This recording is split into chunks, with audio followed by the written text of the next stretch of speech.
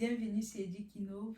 Je suis Merline Goufak, business analyst de profession et pendant plusieurs années, j'ai donné des cours de répétition, années pendant lesquelles j'ai également eu l'occasion de recenser les difficultés que les élèves rencontrent dans leur parcours académique que je me propose de partager avec vous sur ce canal, en plus des astuces qui ont aidé mes élèves et moi aussi à améliorer nos performances scolaires. Le but d'Educ Innov est de permettre aux jeunes élèves d'améliorer leurs performances académiques. Et si cette thématique vous intéresse, je vous invite à vous abonner pour continuer de recevoir gratuitement des vidéos comme celle-ci. Comme je l'ai annoncé dans ma précédente vidéo, aujourd'hui nous allons évoquer quelques limites d'un groupe d'études. Pour information, nous sommes dans un contexte africain où les systèmes scolaires, les systèmes scolaires ont à peu près les mêmes réalités. Donc, la toute première limite, c'est les horaires de travail assez tardifs.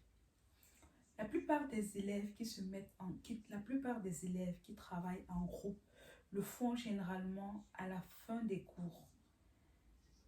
Pour ceux qui terminent leur cours à 16 heures, ils vont se mettre en groupe juste après pour travailler genre 2 heures de temps, 2 à 3 heures de temps, pour rentrer entre 19h et 20h. C'est pas très sécurisé pour un élève d'être en route entre 19h et 20h en uniforme de classe, surtout dans certains quartiers. Par ailleurs, certains parents n'acceptent pas que leurs enfants rentrent à cette heure-là. Quelle que soit la raison, ils ne veulent pas que leurs enfants soient dehors à 20h.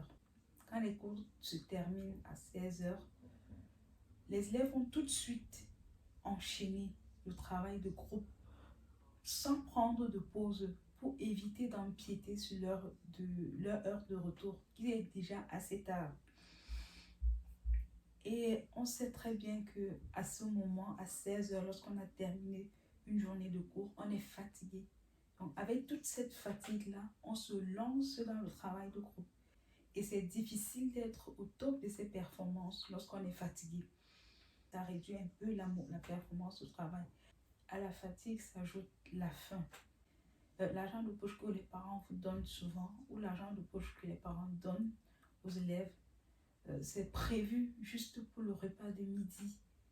Et parce qu'ils estiment que vous serez à la maison à temps pour le repas du soir. Et donc, si à 16h vous avez prévu de travailler en groupe, et à cette heure-là, vous avez un petit creux, vous avez besoin d'un petit goûter pour reprendre les forces avant de continuer. Mais malheureusement, ça n'a pas été prévu dans votre budget. Et comme on dit souvent, un ventre affamé n'a point d'oreille.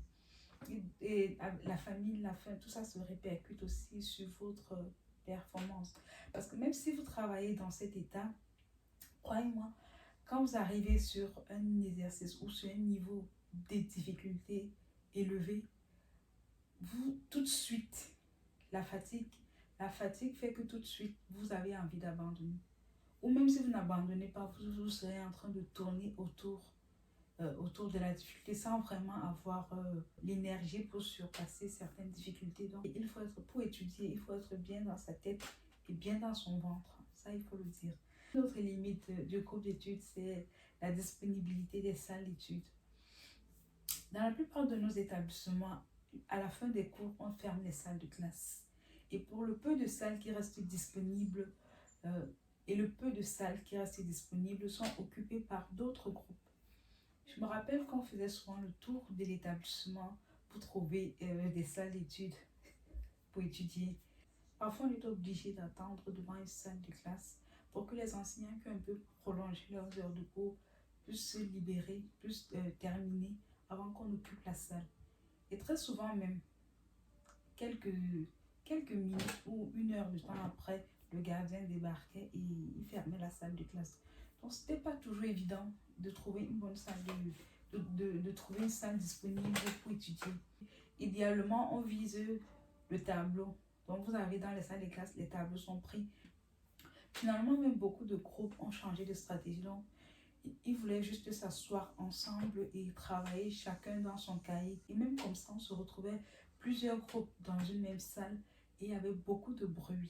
Certains élèves étaient là juste pour bavarder. Et comme il n'y avait pas d'enseignant, chacun faisait un peu ce qu'il voulait. Et c'est pas évident de travailler avec des bruits.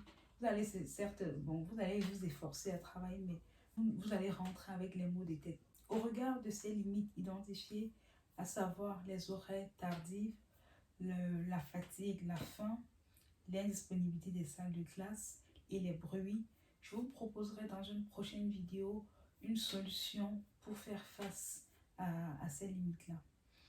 Donc, c'était tout pour les limites d'un groupe d'études. Là, je n'ai énuméré que les principales ou celles que j'avais en visuel.